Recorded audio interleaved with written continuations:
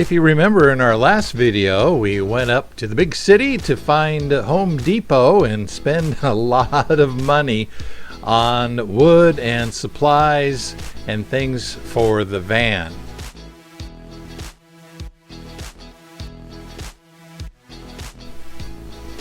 With all that building material tucked safely into our garage, it was time to put pencil to paper and try to figure out how to best use all the material, taking measurements and trying to map out all the new components that we were planning on putting in our van, including twin beds, a kitchen with a sink, and a toilet box.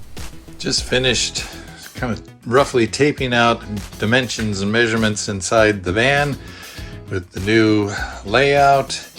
Right over in here will be my bed. Over in here, a little bit shorter, is Kim's bed. Come over here, this will all be removed and relocated underneath this part of the bed box. And then this section here will hold an elevated refrigerator and our toilet. So I got to bring the toilet in, see how that's going to fit. Over here will be our kitchen. We will use 2 tanks, one for gray, one for fresh water. Trash can will be on a flip down, but I don't know, that's taking up a lot of space.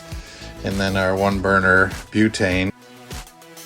So this would be the kitchen, the sink would be on top, a fold up counter extension, and that bangs right up into the bed. So this is our only free open space here. So this area in here where the bluey is sitting, this will be a connection between the 2 beds, kind of a hand-holding nightstand area. Probably store water underneath it.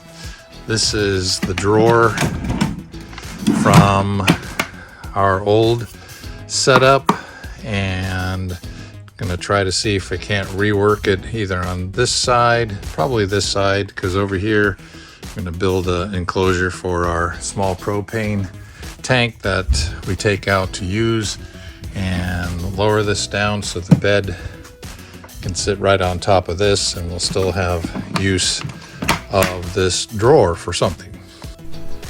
Once we got a basic idea of the layout inside the van, it was time to pull everything back out, take up the flooring and patch the holes in the floor from the last setup we had. Make sure those are all sealed up good and tight. Then it was time to go back into the garage and start mapping out how we were going to cut all of our precious expensive plywood. And the other thing that I do is, using graph paper, I draw out a somewhat to scale drawing of a piece of plywood with rough measurements, and then it shows me how much I have to work with, and so I can utilize that whole piece as most efficiently. Old school, a lot of people are using computer aided design and things, but graph paper, a pencil, and a ruler works pretty good. Close enough for what we're doing.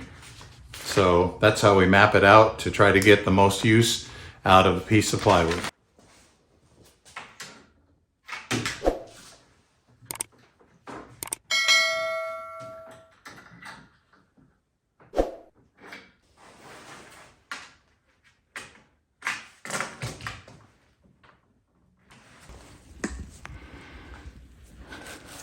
So what I'm doing is I'm using a aluminum straight edge as my cutting guide for my skill saw, and I have to allow for 1.5 inches between the outside guide and where the blade actually goes. So I've got that marked, and it just uses C-clamps to clamp in place, and then that gives me a nice straight line.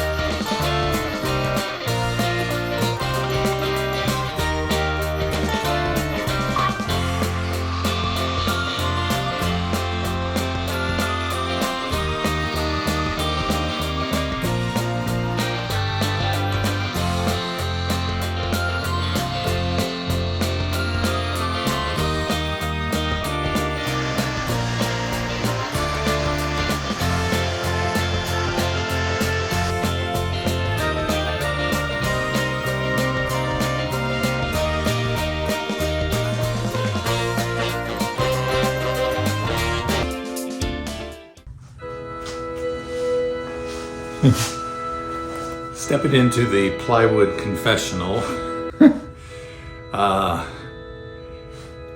We've decided that we like the design of our Vegas 24-1 with the twin beds in the back, and we're going to be returning to that twin bed configuration in the van.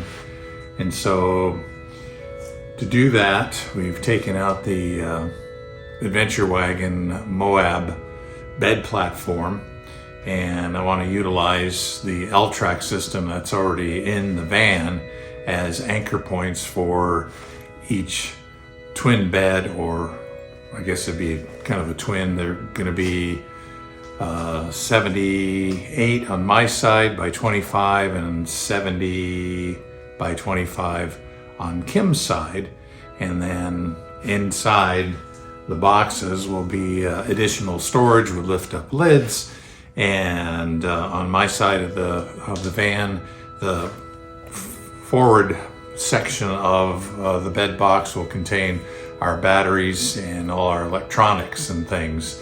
So we've moved that off of the floor in the living room part of the van, and we're going to be having that done by a solar company in Minnesota, which is only about 3 hours from us. So that's kind of the plan of what's going on.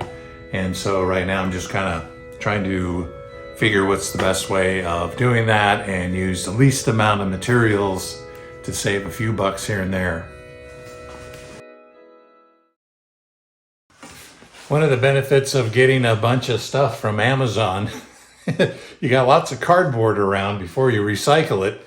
I'm using some leftover cardboard to make a full-size template, making sure that my calculations are correct and that this will fit in the spot where I'm planning on it before I go ahead and cut a very expensive piece of plywood. I want to make sure that I'm not going to screw it up.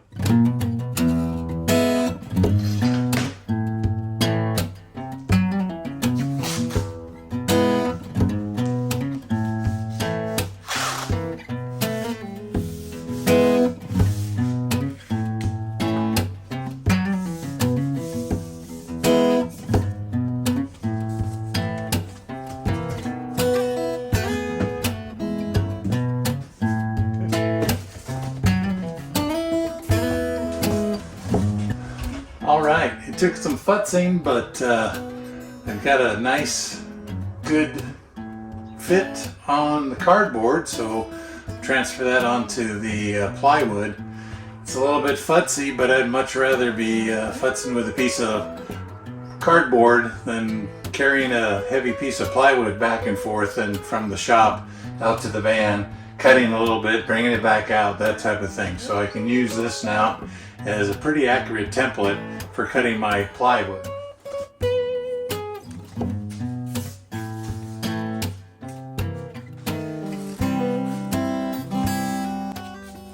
And before I start going to town with the old, where is it? Oh, right here.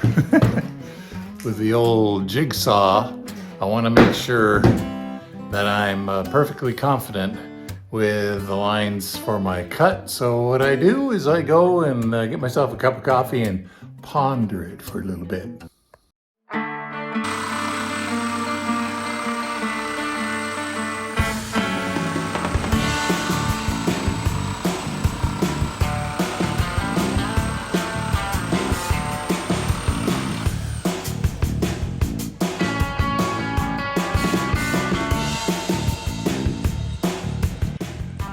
Well, I think that's going to do it for this particular episode of the van rebuild.